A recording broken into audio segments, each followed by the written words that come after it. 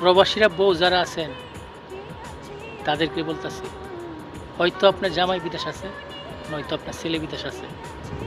তাদেরকে এমন প্যারা দিয়েন না যে রাস্তায় হাঁটে আর চিন্তা করে। কারণ এই দেশের রাস্তার গাড়ি 100 গতিতে সবসময়। তাদেরকে এমন প্যারা দিয়েন না সে আপনার কথা চিন্তা করতে করতে রাস্তাতে হাঁটে আর পাবে। আল্লাহ না করুক কোনো সময় যদি গাড়ি এরকম হয়ে যায় সমস্যা ভাই।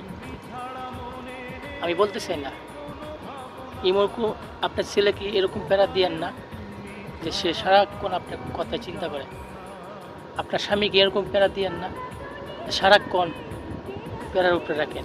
শোনেন, আপনাদের সুখের জন্য আপনার স্বামী বিদেশ আইছে, আপনাদের নতুন জামা কাপড় পরানোর জন্য, এক মুঠো ভাত খাওয়ানোর জন্য এই প্রবাসী আইছে। আপনারা যদি এরকম প্যারা দিয়ে রাখেন বেড়ারে, তারা যাইব কই বলেন? সে যদি আপনার কাছে ফোন দেয় তাহলে ভালো মন্দ ভালো কথা বলবেন, খালি টাকা টাকা করেন না। এই বিদেশ কত কষ্ট করে টাকা কামা জানেন? যে কামা সে একমাত্র জানে, আর অন্য কেউ জানার চেষ্টাও করে না। আমরা অনেকে আছে বাংলাদেশে ফোন দেওয়ার পরে প্রবাসী সুন্দর করে কথা না বললে তার সাথে খারাপ ব্যবহার। এটাই খুব দুঃখজনক ভাই। আমরা এত কষ্ট করে প্রবাসী টাকা কামাই কার জন্য জানেন? ফ্যামিলিকে সুখে রাখার জন্য। আমরা কি করি জানেন?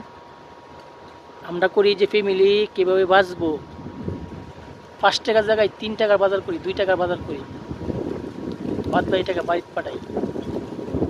পরে আমাদের দিন শেষে কী শুনতে হয় জানেন? অবহেলা, গালাগালি শুনতে হয়, খারাপ ব্যবহার শুনতে হয়। এই আমরা প্রবাসী। আজকে আপনাদের সুখের জন্য আমরা এই প্রবাসী আইছি। আর এই সুখ যদি আপনারা আমাকে না দেন তাহলে আমাদের কাছ থেকে আপনারা সুখ পাইবেন না। আপনারাই তো আমার বিদেশ পাঠাইছেন, আমি তো জোর করে বিদেশ আই নাই। আপনাদের সুখের জন্য চিন্তা ভাবনা করে আমি বিদেশ আইছি। মানে আমরা প্রবাসীরা যদি বাড়িতে ফোন দিই, অনেক প্রবাসী আছে, আমার কথা না, সবার জন্যই বলতেছি, যারা যত প্রবাসী এই বিদেশে আছেন, প্রবাসী আছেন, তাদের জন্য এই ভিডিওটা আমার জন্য না। আমরা অনেক প্রবাসী আছি, লাখ লাখ টাকা কামাই করে বাড়ি দিচ্ছি, দেওয়ার পরে ফ্যামিলির লোকজন কি বলে জানেন?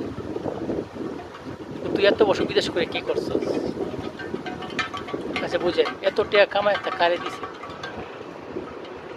এই জন্য বলি ভাই,